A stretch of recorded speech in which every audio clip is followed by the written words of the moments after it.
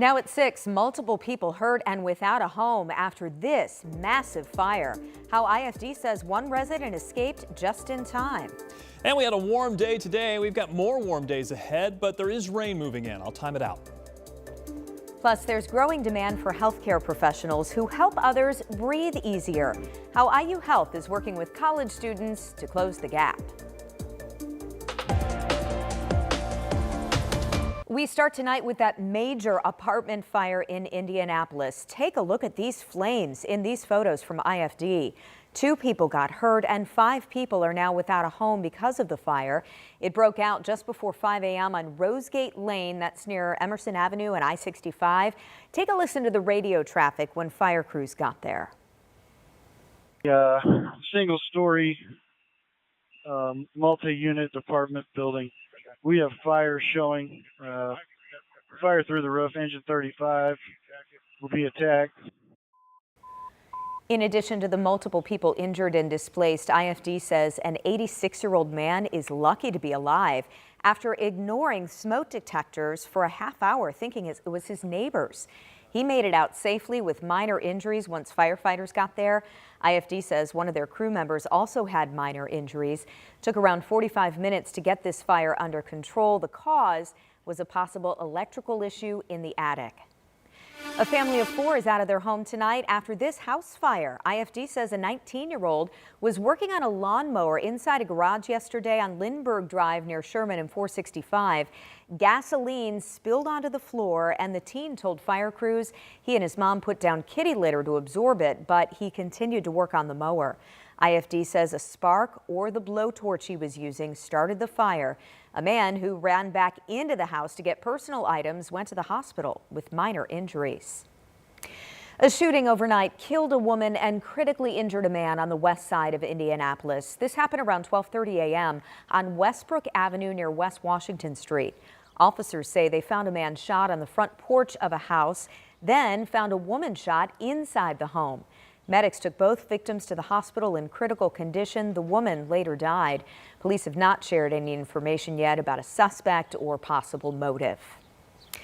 Tonight, we're looking into several reports of a possible stabbing at a USPS facility. According to a police report, a man stabbed another man at this facility on Brookville Road just before 11 o'clock last night. Witnesses tell us it happened between 2 employees and that the victim was seriously hurt. We have reached out to both IMPD and the Postal Service.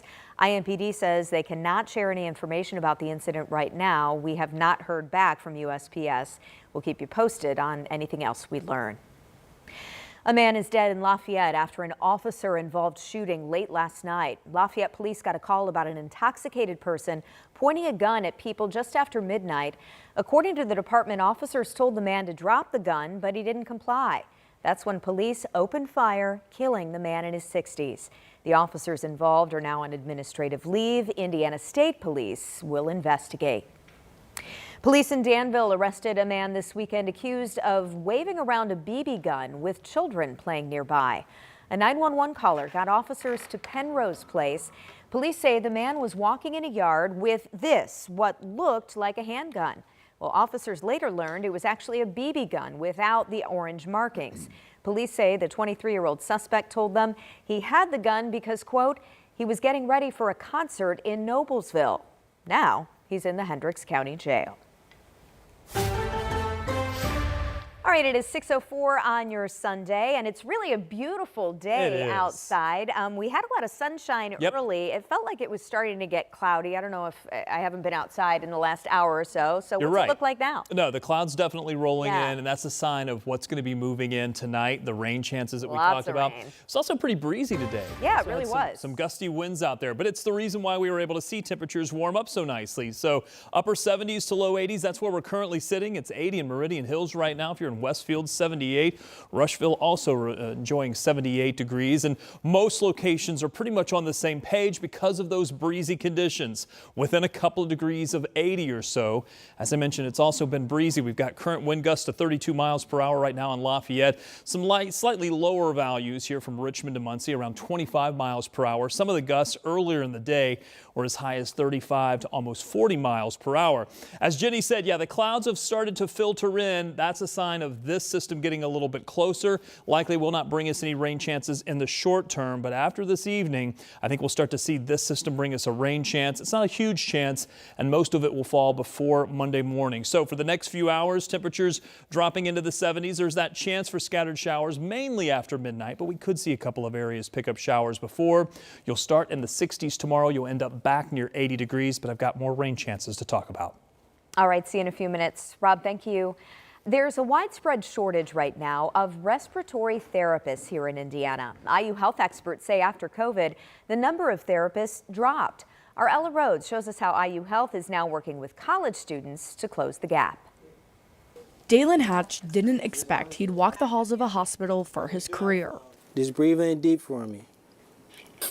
You can find the soon-to-be college grad already working as a respiratory therapist at Riley Hospital for Children. I just went to the hospital a lot of times for asthma attacks. Working with respiratory therapists, just knew I had somebody helping me, but I never knew what it really was. Doctors diagnosed Hatch with asthma at a young age. Years later, it led him back. It really was learning about myself and helping other people that really inspired me to do respiratory therapy. I got into respiratory therapy thinking it was only going to be about asthma or mainly, but I mean, we deal with such a wide variety of things. From breathing treatments for ventilated patients, newborns, and any patient in between, to suggestions for doctors, monitoring labs and x-rays, and do one puff, look for 6 of those flaps moving, and then we do another puff. Education for patients and their families.